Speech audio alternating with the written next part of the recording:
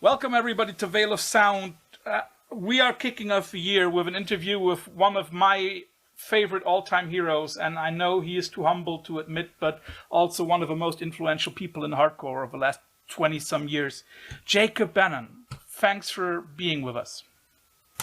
Thank you. I don't know if I would be all of those things, but I appreciate the fact that you connect with any of them, so oh, that's awesome.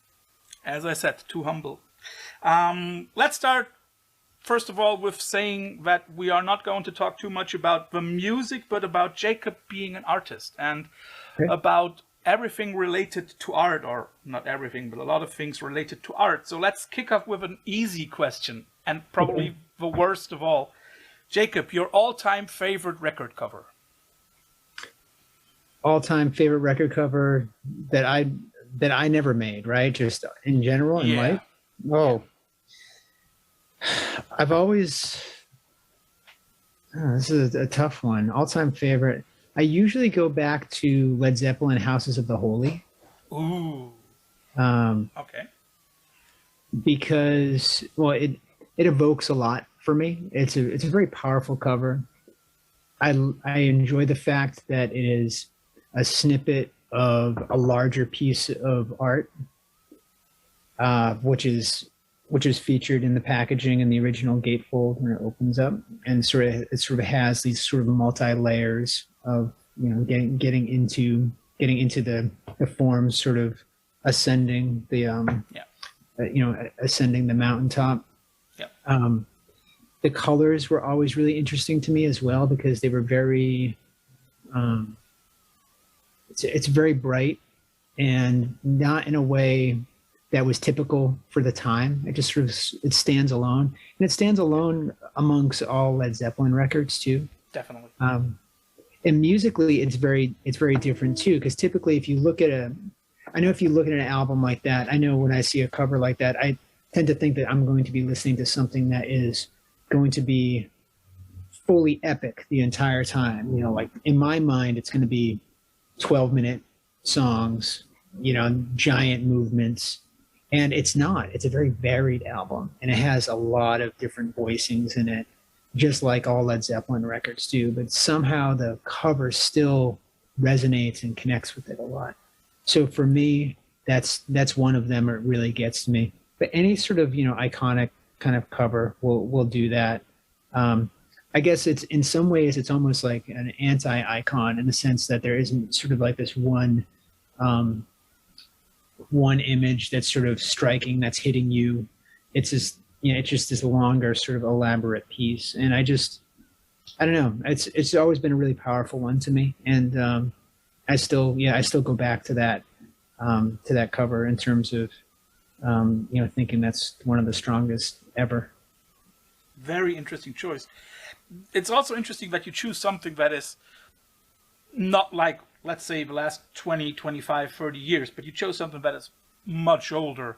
Sure. So maybe that connects in a way to my next question, because when did you become interested in art as something more than just a hobby, a leisure time activity? Well, when I was young, my father, before I was born, my father was an artist and did various forms of fine art, small paintings, big paintings, but nothing that was really presented to me in a way where he was like, hey, look, this is my work, or anything like that. It wasn't really something that was discussed or anything. I remember finding a few, and by finding, meaning just sort of like finally like acknowledging that there was a few paintings that were sort of tucked away in my basement growing up, because my parents were divorced, and so they didn't have a relationship anymore. But there was a few paintings that were sort of tucked in a corner in the darker portion of the basement, and I realized eventually that those were his, and I thought that was interesting that he made those, because he never really talked about them with me or anything like that. But I knew he was an artist at some point, and he worked in the arts. He was working in graphic design, but more as a more of as a representative of a small company that had one main designer. So he was going to press checks and to going to printing houses and going to meetings with clients and things like that as the representative for the designer that he works for, or that they had a company for. So I knew he had a background in those arts, and so that kind of interested me, that you could have this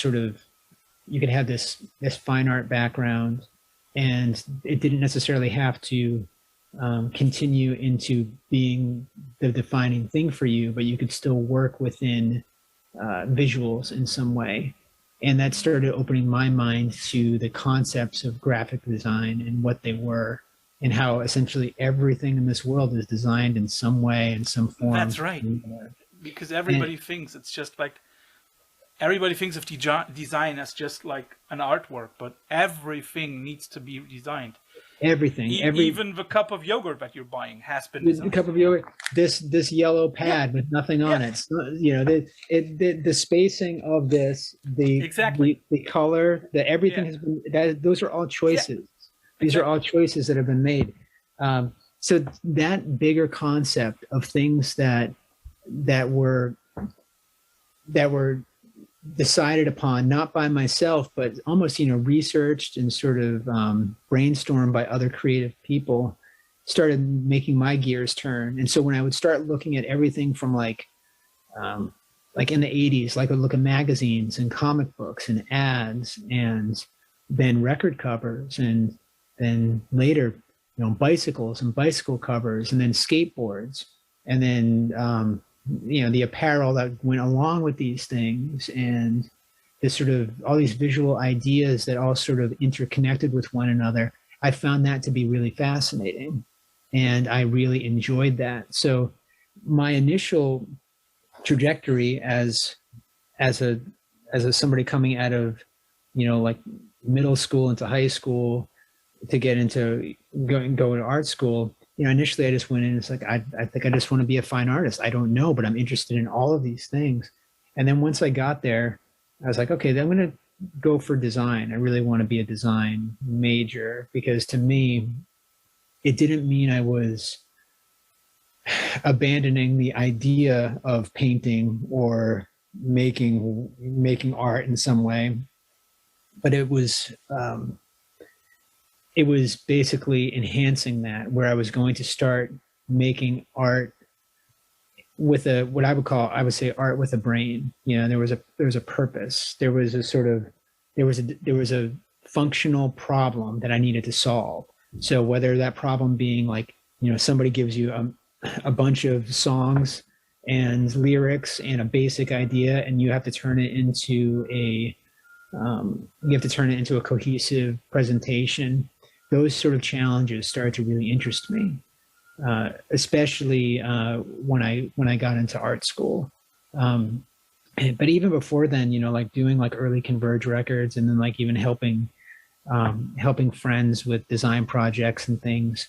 Those ideas were always fascinating to me, and so I've kind of stayed on that path. That's why I don't really consider myself just a fine artist, because it really, in my everyday, I do visual work every day, but I'm primarily doing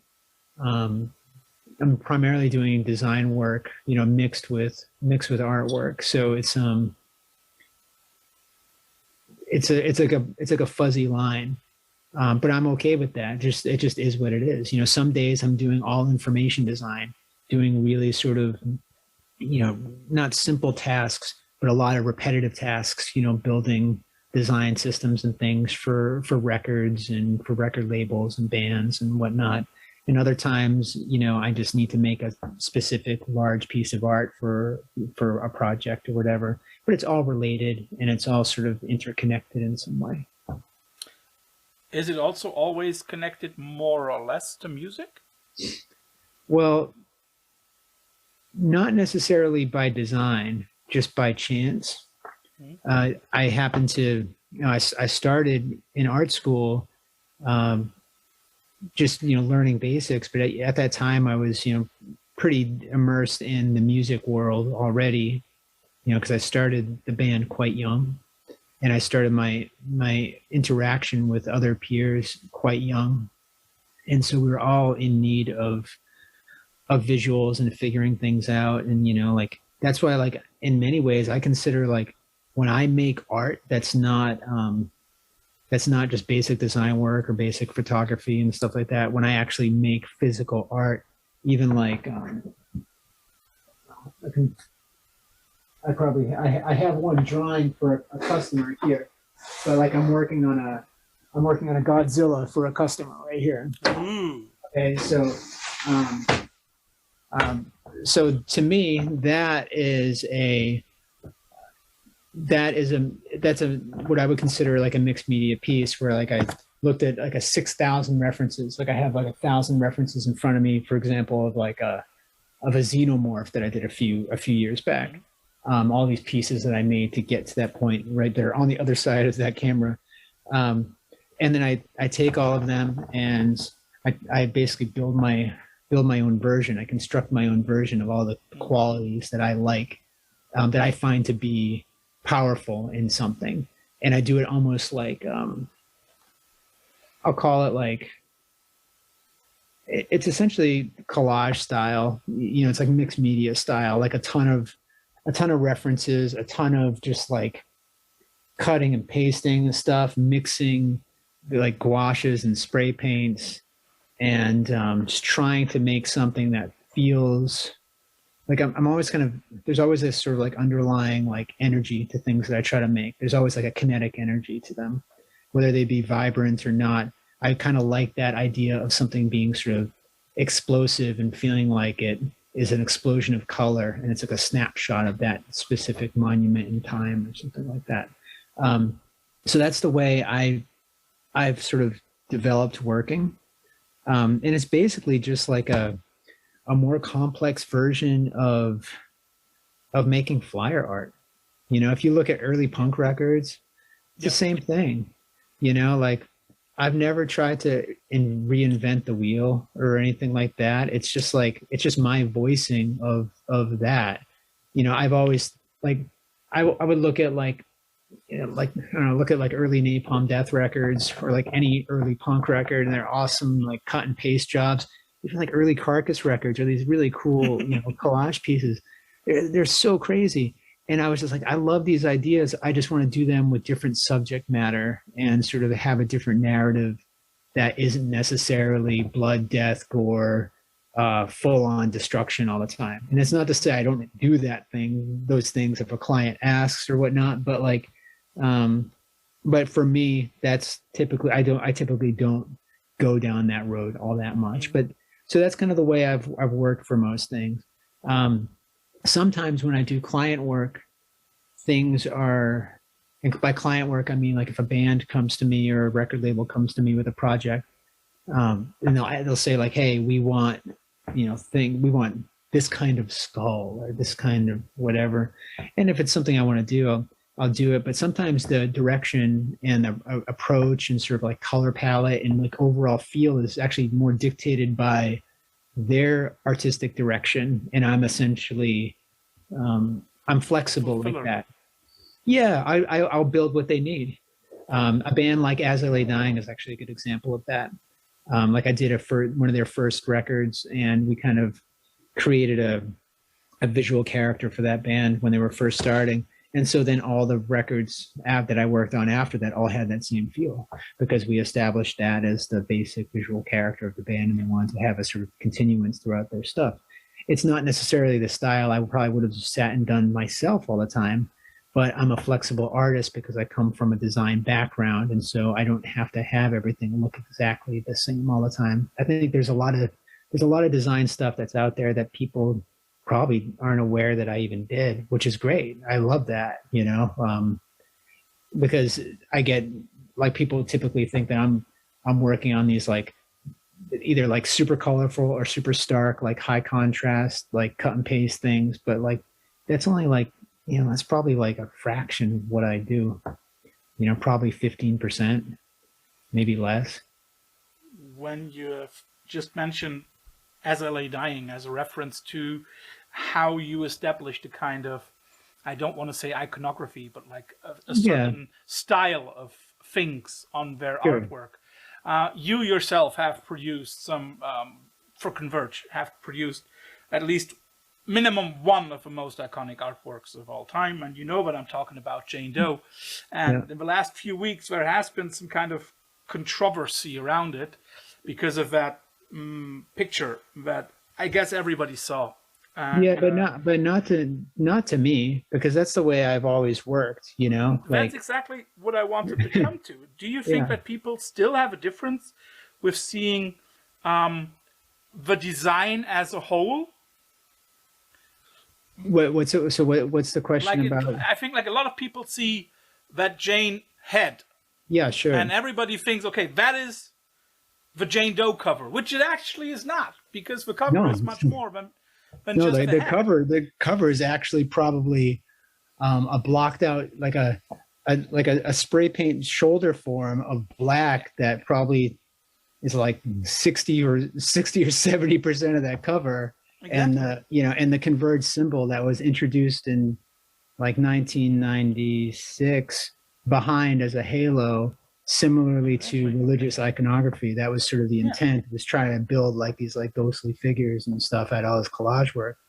But it's interesting the way we all take in, even now, our relationships with album covers are entirely different in 2021 than they were in 2000, because back then it was part of a much larger sort of sampling of work. So like that record, for example, has like I think almost 30 pages like of like contrasting artwork and all these like wild experiments with typography, just obliterating human forms and things like that. And that stuff it's no longer sort of, it's just no longer interacted with, because people don't have access to that anymore with the way people take in digital music. So digital music, you just have this, like, you have a stamp of whatever album cover it is. Like, you're wearing a Youth of Today shirt, so people will see like Break Down the Walls, and that's the cover. They don't open the whole thing and and get the lyrical content or like the cascading live shots. And so like it changes the sort of like power and intent of something, especially after like 20 years or so. It's also changed the way I make art as well. Like, I no longer, like, I like designing and making art for elaborate packages, but I also need to understand that as a designer, a majority of the people just aren't interacting with a record like that anymore. They just click, right? Well, it's just different, and it's not necessarily better or worse, but it's just like it changes like the importance and the focus of what a record is, and so like for a very long time, and still the way I like to make Converge records especially was typically like that, where like I like to have these like larger sort of visual ideas that sort of have secondary imagery, a lot of movement, a lot of things that interact with one another. Yeah, and also the gatefolding idea of opening, right? Yeah, opening, like backs and fronts. How like even back then, like I know when we did that record, for example, vinyl was an afterthought at the time, because there was no. It was a CD time.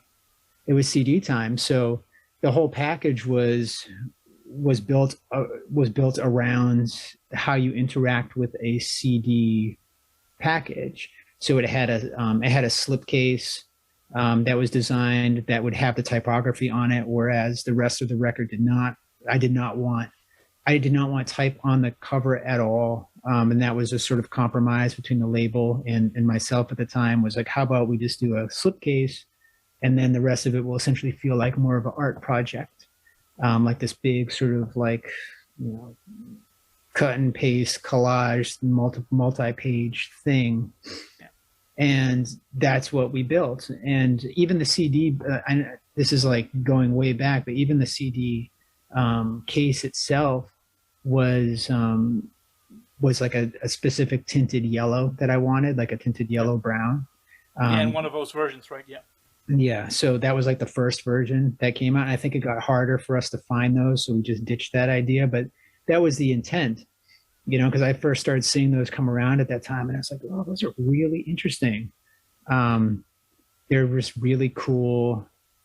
It was just a really cool addition to a package. So that relationship happens less and less with music. People just basically listen to the digital services. So that changes a lot of things. And also, like, when over time too, like the narrative of art changes, right? And how, like, because you can't control, as an artist or musician, any creative person, like, you can't control your art once it's sort of like out in the world or whatever, like, and people will latch on to things and make things really really important to them that weren't really that significant to you when you were making it. And that's okay. It just is what it is. Like, it's funny, like, people hold that record in high regard, and I'm really grateful that I made it with the guys, and it is a special record to many people, but I don't think it's our best record, nor do I think it's my best art. It To me, it's it's a sort of, it's a stamp in time, and we've moved far past that, basically 20 years past that or more. Yeah, and I think like 7 or 8 albums or something, and countless EPs since then. Like, so, like, it's, to me, it's a, like, I appreciate that people connect with it, and it's become a thing, but that's not our starting point or end point as a band, and it's not even a pivotal point, I think. If you look at your music, it's not music-wise. It's not even a pivotal. I think there have. I don't think musically it is either. Honestly, I think musically, it was, at the time, the record wasn't really held in high regard. When that record came out, it got panned by everybody and everything. It was too noisy. It was too much of an art project. It was too this or that. And I think over time, it's great that an audience has found it, but it's still not a commercially successful record. Which is interesting, right? I guess more people have a shirt of it than a record. I don't even know about that. I just think it's a striking image. I think that's the thing. Like, like, when you have something that sort of identifies like that overall over time, and it sort of takes on a life of its own, like, it almost becomes disconnected from what you initially made. Yeah. How do you feel about that? I can't really attach any feeling to it, because once you let your work out into the world, like, it is what it is. Like, there's people that will connect with the artwork, but then there's also people who give no fucks about the artwork and have connected with the songs and the sort of aggression of the songs, like, so everybody has like a point that they go into something with, like that. And they're all valid. So, like, I just try not to think about that, because you can't control that narrative, and you can't really pay attention to how an audience perceives something once you kind of let it out there. You just kind of have to go, cool, like, it's out there, let's move on into the next thing.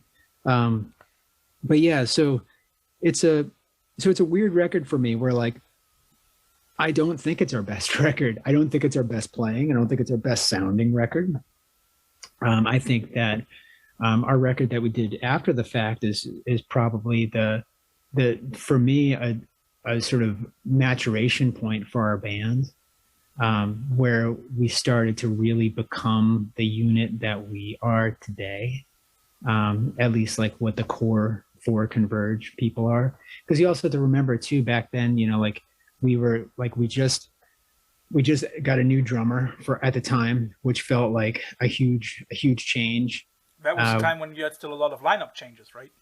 Well, before that. Yeah, not too many, but it was always Kurt and myself, primarily. Well, always. And then, then we still had like rotating bass players depending on who was available, who wasn't in college or who was, whatever, like that sort of thing. Steve Brodsky played for like 6 months or a year between stints in Cave-In when Cave-In went on hiatus. Nate was touring with us in his other bands, but then started playing with us as a bass player too. So like it was all the same family of people, but like we were kind of like, yeah, like refining that sort of thing.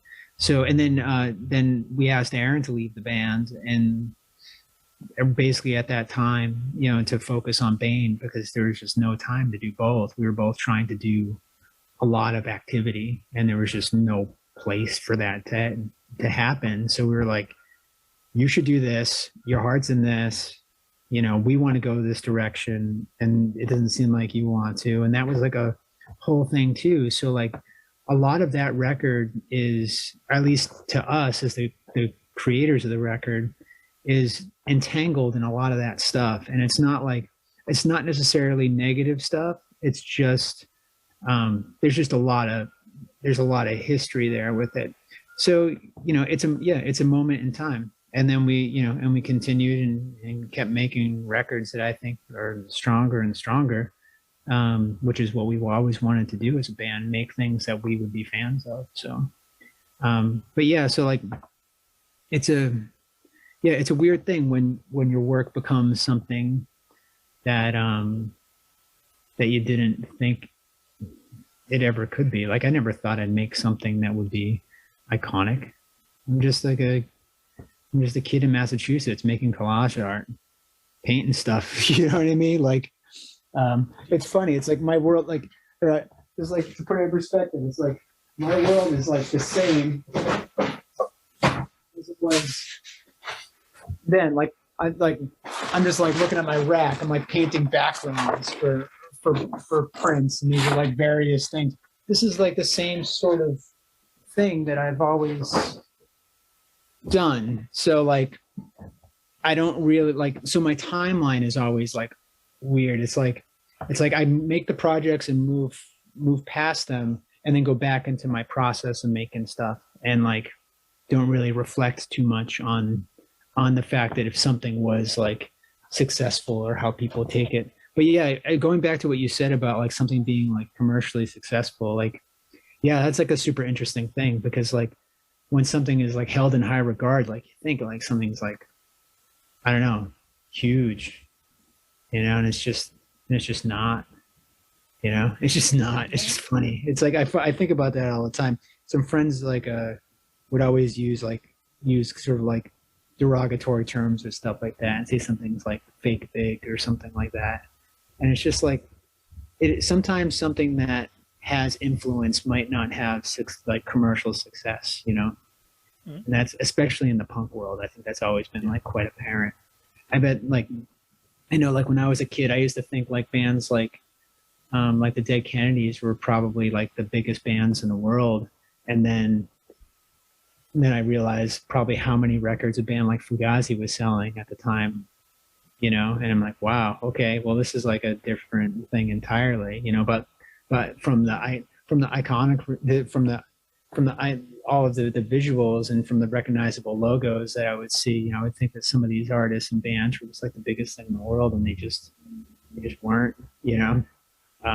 It's funny. It's like, you can see, like, just because you see shirts doesn't mean it sells records, you know. A very interesting coincidence, I think. I can bring up one record that I designed that with my buddy Chris Callahan for the Cursed One record is a great example of that, where it's an awesome record. I really enjoy Cursed. Awesome band, yes. Awesome band, perfect for the time and place in which they came out. Super influential. Just the whole sort of aesthetic that he built was just in character, just worked really well. And I designed the Cursed stuff with him. But they basically, as a band, they essentially stopped doing anything for like the first 6 months to a year after that record came out. And then after only a couple of years later, they ended up breaking up, unfortunately. But they put out some incredible records. But I think we still have 5,000 CDs in the attic here, you know. which just kind of goes to show you what happens in sense like you can see these records might be important and historically important and have really powerful visuals, such as that Cursed record is a great example. But it doesn't connect with an audience that is as far-reaching as we would think. When we talk about Converge and their record covers, I find it interesting that in the not very, very early years, but let's say like second half of the 90s, very early past millennium, you also had some other artists working on the covers. I still do. Yeah, you had Derek Hess twice. Aaron Turner did some stuff. Do you choose those people, or does the band choose those? I think it's always been me, but it's not. We're a bit of a democracy, you know. It's funny you bring up Derek. Derek's an incredible artist. Derek is who I hired to do the Jane record. Initially, I didn't want to do the Jane record at all. At the time I was working on designing the American Nightmare background music record. Ooh, and doing some other projects for clients, and I just didn't really feel that I wanted to do my own record. So I hired Derek, or the band hired. I said, "Hey, I'd like to have Derek." And he was like, "Cool, yeah." So I hired Derek, but what he was doing, his sketches just really weren't connecting with me for what the album was going to, at least like what I envisioned for the album, because he really hit it out of the park with, for me, with our Poacher Diaries release, where I gave him I gave him some concepts, and I remember Derek and Marty, his manager, faxing me some sketches. This is how long ago, so it would have been like 1997. He was faxing. For the kids who are listening, that was a time when you didn't send it via email. You just had to do it over the phone. Over the phone, yes, and you would get these crude dot matrix versions of things sent to you or whatever. And I was using the fax machine at the furniture store I was working at, and they sent them to me. And I remember seeing that come through as like, "Hey, here's a possible sketch," and I was like, "Yes, this is it. He nailed it." And I was hoping to have that experience with the Jane record, and it just wasn't happening for whatever reason. So I was just like, I'm just going to give a crack at it. I carved out some time and did it. And that was that. And I think that's why it was so sort of like, for the art was so frenetic and kind of crazy too, because I had this sort of like this idea of capturing this sort of chaos of the music. And I think it was probably hard for me to, especially at that young age when I was like, in my early 20s, to try to like really communicate that idea clearly.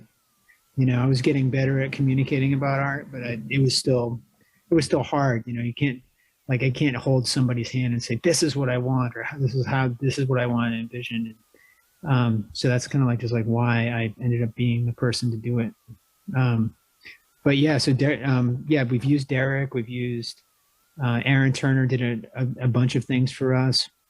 And those were always really cool experiences. Going to his studio that was part of his college at the time, and seeing him paint those things. Those paintings that Aaron did back then, the one thing people don't realize is how big they are, because they see them as these little digital minis and things like that. But the painting, like the petitioning painting, is like 6 or 7 feet tall. The When Forever Comes Crashing Devils that he made initially for a Converge shirt, and we used them later for a repackage of that record. That was probably, we have it in the other room. I think it's 12 feet long. So so he would do them on large rolls of sort of archival printing paper. And so he could just roll out these like big pieces, tack them up, and kind of go for it. So I have a note, we reissued our first collection called Caring and Killing a number of years ago, and we used one of the paintings that he gave me for that. that we have on the wall out there, and it's the same. That's two of those pieces duct taped together. I think it's like 12 feet, like 8 feet by 12 feet or something like that. So they're these large, dominating pieces of art. But yeah, so watching him do those in the studio was really cool, or at least some of them, and watching him work was really cool. And we've always been tight. And I designed a lot of, not a lot because there weren't a lot, but I designed a few early Hydra Head records with him back then, because I was majoring in design, so I was the design guy. You know, I kind of went that direction. But yeah, so we've always worked, like now, like we've done stuff with our good friend John Baisley from Baroness. He's done some stuff for us. Randy Ortiz, an incredible illustrator that I love working with. He's done some fantastic work for us. Selden Hunt did a poster a long time ago. Stephen O'Malley, Jeff Whitehead, just people I'm a fan of artistically, and I just like to see their takes on the sort of on the sort of world that we've built visually. And I love collaborating with people. So when you say that you like to see their takes, do those people then, in order to create some kind of part of the artwork, do they also get to hear the music firsthand so that they can get some kind of vibe for it? Typically they have. I would imagine they all have. I know we've always kind of delivered something to people in that regard. The last bunch of Converge records I've done or been, you know, part of making, you know, most of the art. So like for example, my buddy Merrill von Hasteren, who's an incredible illustrator. He just did some illustrations for some Converge Blood Moon like merchandise and print ideas that we had based on songs, and so we sent him a stream of the record so he could really understand what it was, as opposed to just listening to, you know, like one public song. And that way somebody can immerse themselves in the ideas and the sort of character of the songs to really make something cohesive. That's the way to go. And as a designer, I typically ask for that from clients if I'm ever working on a project. Say, like, you know, can you send me some stuff? That way, like, it connects me to the project and keeps us all in the same universe the entire time. I have a question. When I look at the Converge covers of late, or also like the last 20 some years, is it just my thought, or is it becoming less?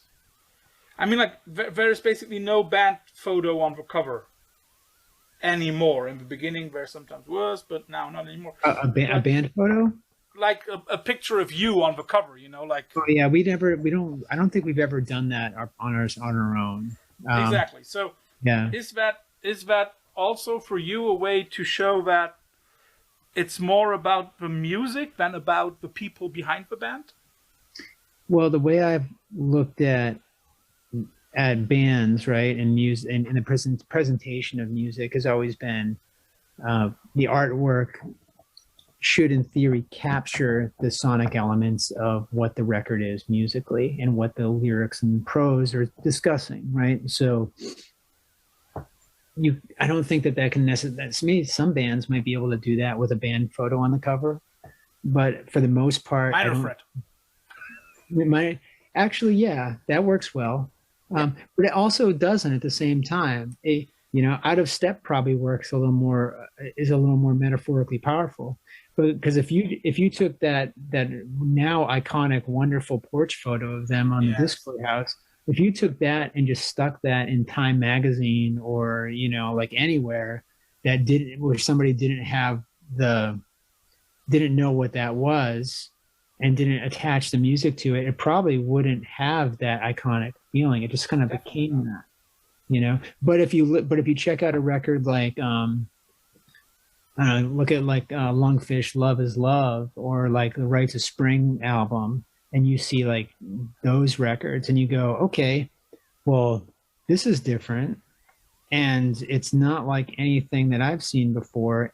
And then you listen to the record itself and it connects in a way where you're like, okay, this is a, I don't know if it was by design, like by intent, but this captures a lot of the sort of energy that's within those songs, especially like a band like Rite to Spring, for example, where like you have this, it's loose and emotional and powerful, and it kind of feels like a cry, and the covers feels like a cry, and that's a beautiful thing, right? Definitely.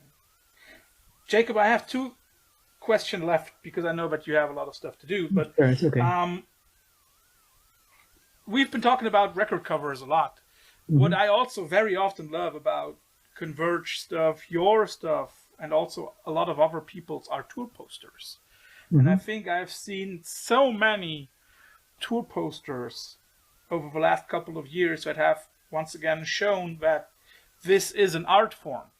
Mm-hmm. For example, Aaron Horkey did some fantastic ones for Converge. Mm-hmm.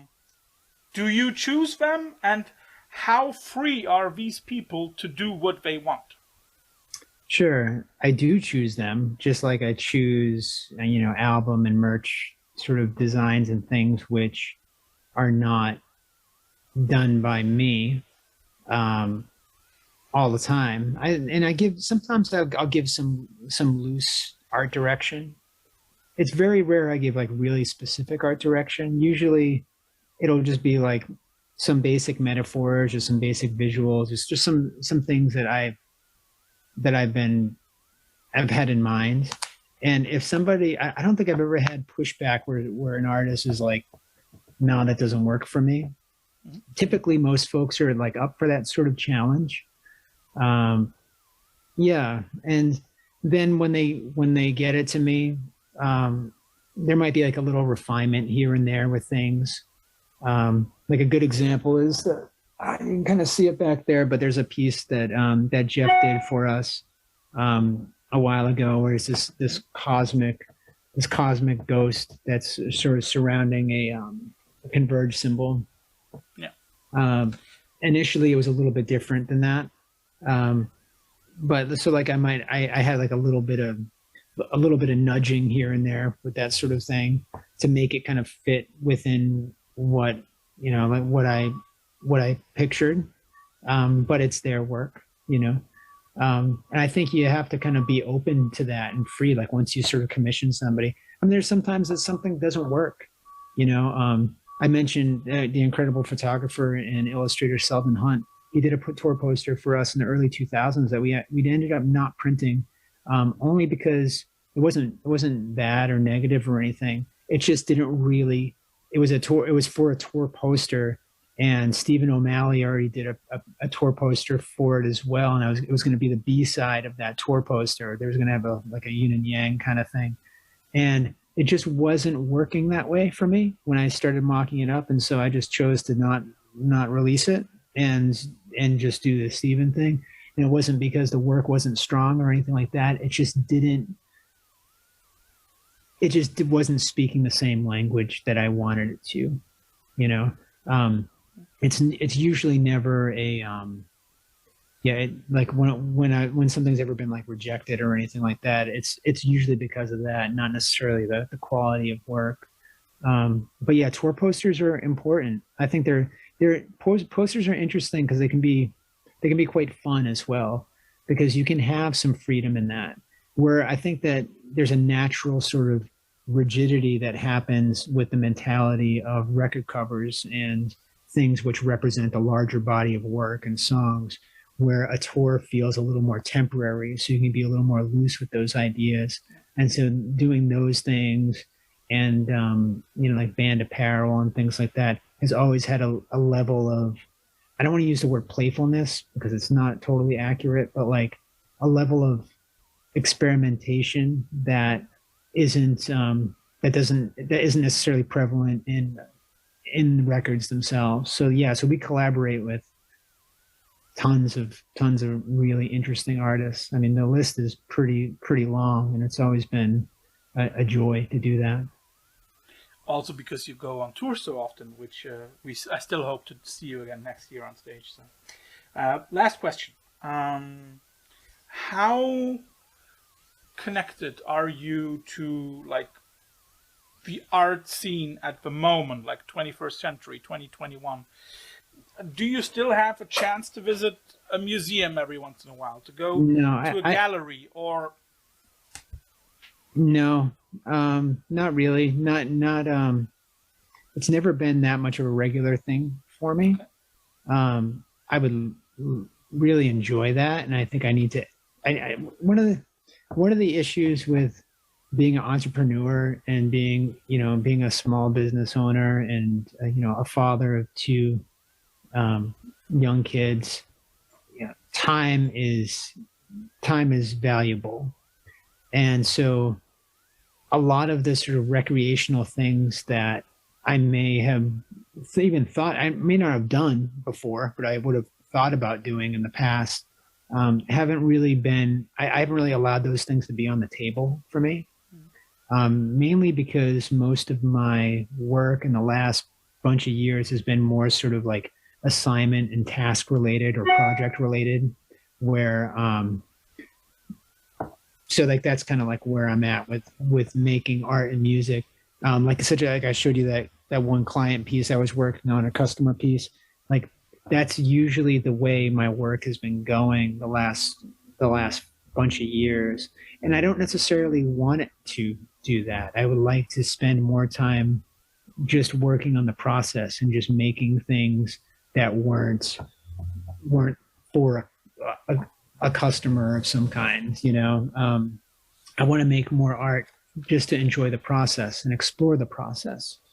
I want to get in touch with those things which have sort of become fleeting for me over time because of economics, because of just life in general. People have to understand, like when you're an artist, like you don't like, and if that's like your stream of income, like you can't necessarily afford to work on a painting for 2 weeks without pay.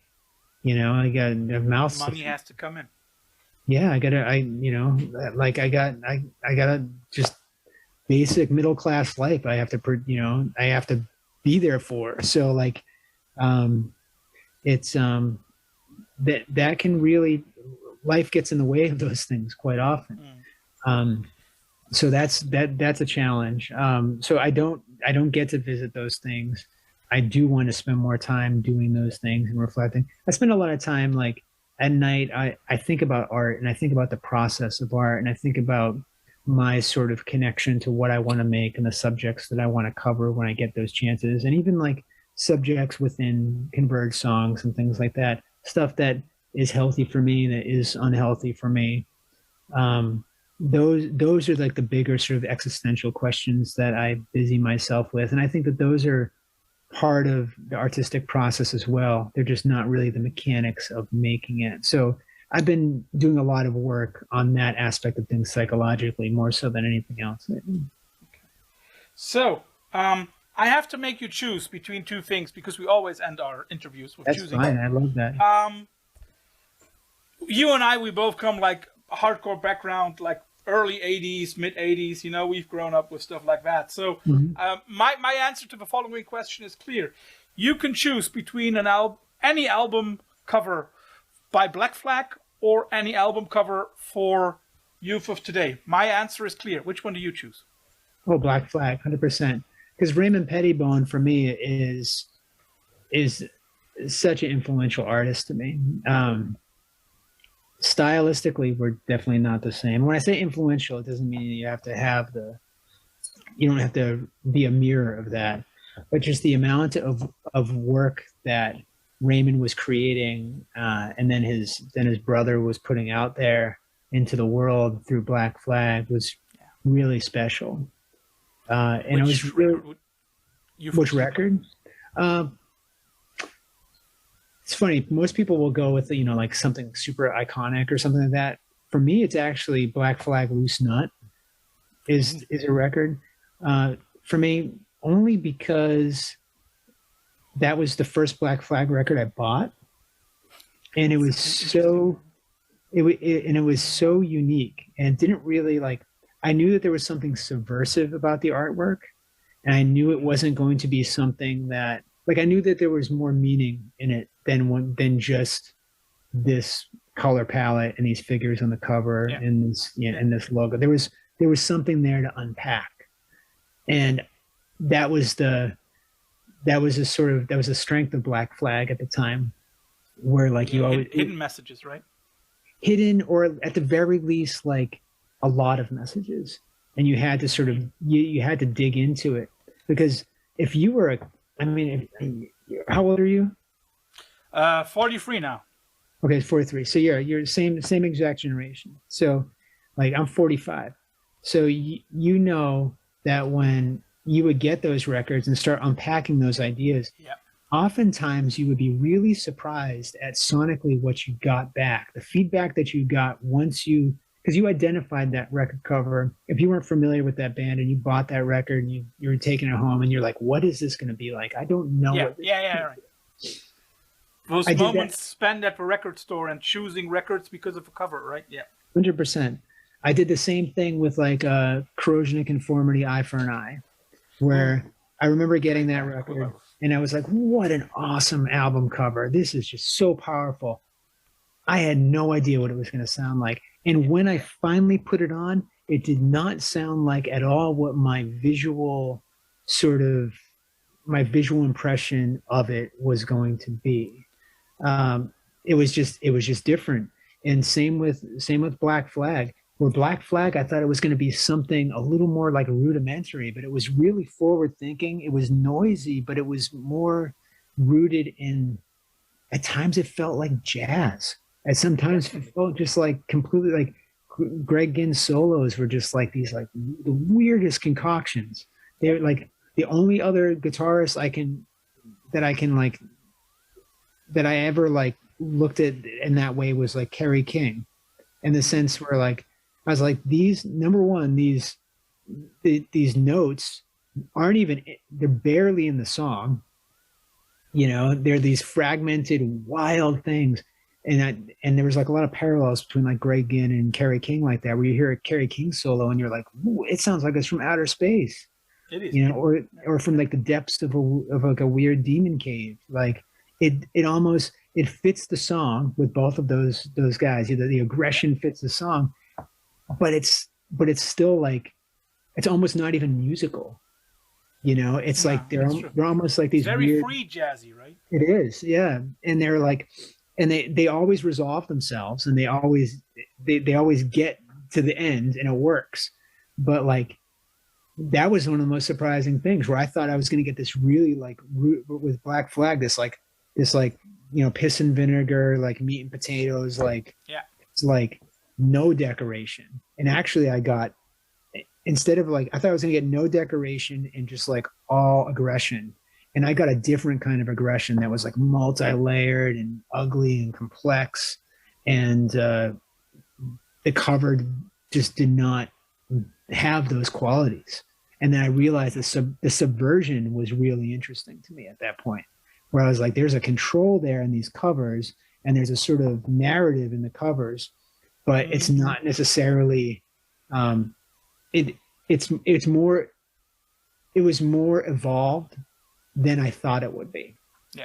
Especially because punk and hardcore, especially back then, appealed to teenagers for the most part. You know, it was like, so I was thinking that I was going to get this sort of like rudimentary thing that I could relate to, not something that was, you know, kind of heady and complex and talking about, you know, I don't know, just like subjects that were just like, just more mature than I thought I'd ever be getting into.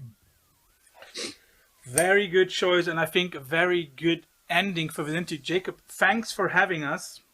Hey, thank you. I really appreciate it. And, you know, like, I appreciate you taking the time to talk about art. I think a lot of people don't take the time to do that. And art is really, it's always been a really important thing in my life in a variety of ways, and how we all sort of interact with it. And I just really appreciate that you're out there sort of like championing these ideas, you know. You're very welcome.